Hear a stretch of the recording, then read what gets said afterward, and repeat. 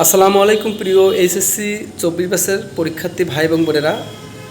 রাত পোহালেই তোমাদের পরীক্ষা।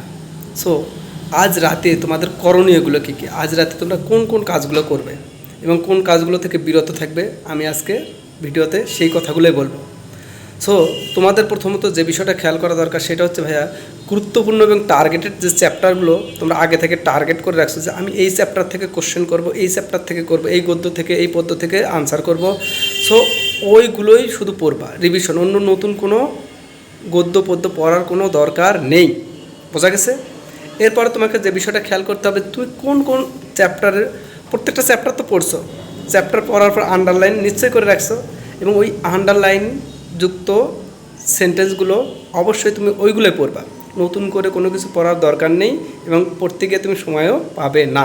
এর পরবর্তীতে তোমার নতুন কোনো যদি পড়া আসে বা কোনো কিছু দেখতেছো যে এই পড়াটা আমার হয়নি বা ওইটা পড়তেছে না, এটা যদি পরীক্ষায় আসে, এগুলো মানে এইগুলো থেকে তোমাকে কী করতে হবে, বিরত থাকতে হবে, এটা পড়ার দরকারই নেই।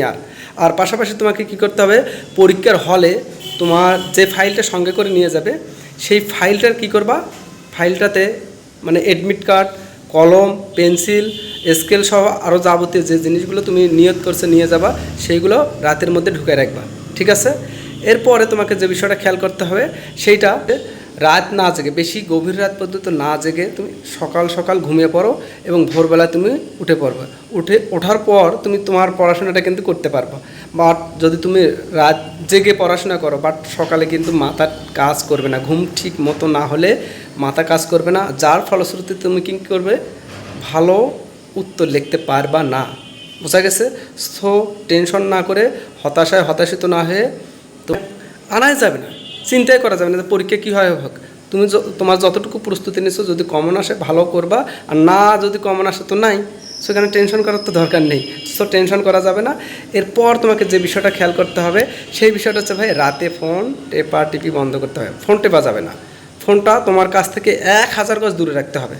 কেননা তুমি ফোন টিপতে গিয়ে যে আধা ঘন্টা, 15 মিনিট, 1 ঘন্টা এরকম ফোন টিপবা, যার ফলশ্রুতিতে দেখবা 1-2 ঘন্টা চলে গেছে, ভিডিও, রিলস, এগুলো কিচ্ছু দেখা যাবে না। সো ফোনটা তোমার কাছ থেকে দূরে রাখবে। তোমাদের সকলের জন্য শুভকামনা রইল, দোয়া রইল, ভালোবাসা রইল। আশা করি তোমরা সকলেই ভালো রেজাল্ট করবা, এটাই আমার প্রত্যাশা। আর খায়রুল আইসিটির পক্ষ থেকে এবং পড়ালেখা সমান পানি এর পক্ষ থেকে তোমাদের সকলকে জানাচ্ছি আন্তরিক শুভেচ্ছা, অভিনন্দন, দোয়া এবং ভালোবাসা। সো সকলেই ভালো থাকিও। আসসালামু আলাইকুম।